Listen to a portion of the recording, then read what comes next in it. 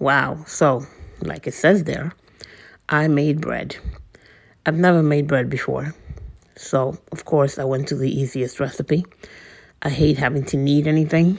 So, I made a beer bread. And here's how I made it. 2 cups of self-rising flour. I added a little butter in the mix. I probably shouldn't have done that. A bottle of beer. And you stir till it's all combined. Then I poured it in a baking dish. Should have used a loaf pan. Anyway, it didn't rise as much as I thought it would. But it was okay. Baked it for about 50 minutes at 375. And as you'll see, it was okay, just didn't rise.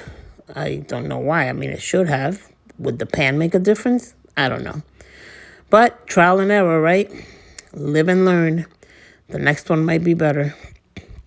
But at least I made bread, and I'm excited about it, and I was happy. So I took it out. I spread some butter over the top. The top wasn't as crunchy as I thought it would be either. Then I cut it up in, I don't know, pieces, because it wasn't even slices. I don't know. And with a little butter, it was edible. Well, the important thing is I made bread. See you all in my next video. Thanks.